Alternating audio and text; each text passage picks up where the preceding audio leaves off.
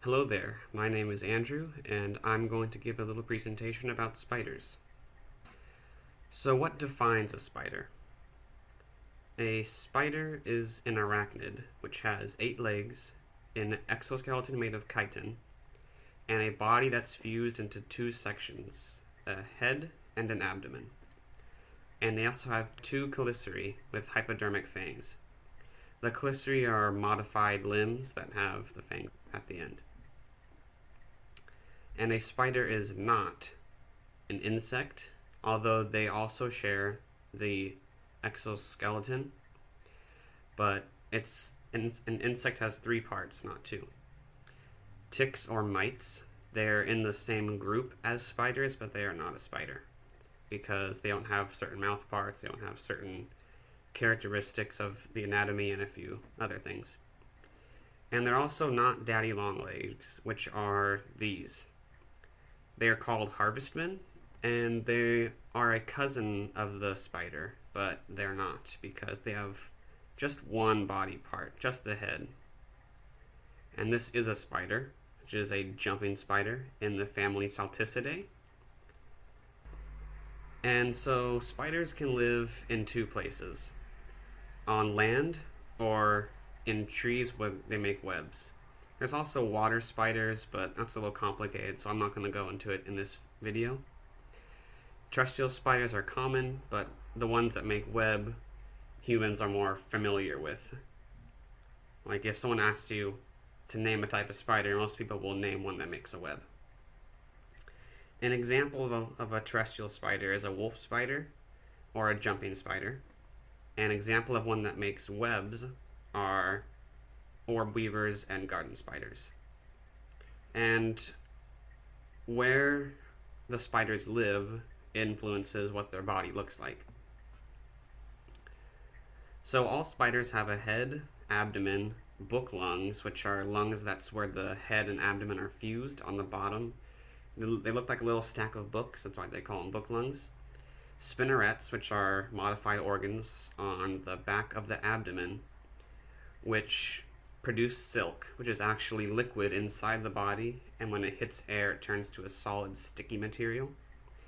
And they also have tiny hairs on their bodies, which help them feel vibrations when their prey comes by.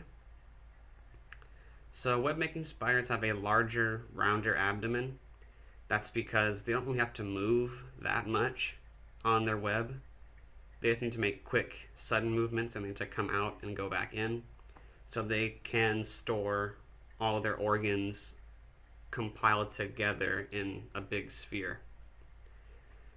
They also have more sensitive hairs on their legs because they hunt with their web, so they wait for a prey item to come on the web, and when they start feeling something shaking on the web, the hairs feel that and they pretty much tell the spider, hey, there's food on your web, go get it.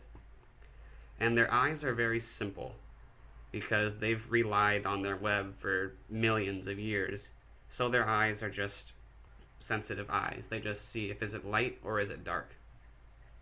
See, am I gonna hunt now or am I gonna sleep now? And terrestrial spiders have more streamlined bodies. It's more looks like a raindrop kind of from the side, so they can cut through the air when they're moving. Much like why a football is shaped the way it is, as opposed to if you threw a soccer ball, it couldn't go as far. They have fewer hairs on their bodies, although their hairs are just as important because they hunt by feeling where their prey item is. And they still have simple eyes, but they're a bit more complex than their web-making counterparts. And spiders do have internal organs, but instead of blood they have hemolymph, which is a very runny, viscous looking fluid. And their heart pumps it around their whole body, and it's just a one-sided pump. It just has an open end and a closed end, and the hemolymph just flows through, making the muscles contract or relax, and then the fluid returns back to be pumped around. And because of a web-making spider's anatomy, it doesn't really fare that well on the ground. If you've ever seen one walking around, it kind of stumbling on its own legs, just because it's not made for the ground. Common spider families are Lycosidae, which are wolf spiders, Salticidae, jumping spiders, Theraphosidae, tarantulas, and Aranidae, which are the orb weavers. Tarantulas are very ancient spiders. They're probably the first ones that have come on the planet. They are very hairy. They're very distinct. Their fangs are really big. Compared to other spiders, they make up a good portion of the head. And they just use that sheer force to kill their prey. They have very small venom glands. So the venom, all spiders have venom, which paralyzes their prey. And contrary to popular belief, the venom does not break down the prey. That's what the stomach fluids do. The spider pretty much spits up its stomach acid on the prey and other digestive fluids and enzymes, which kickstart the digestion process.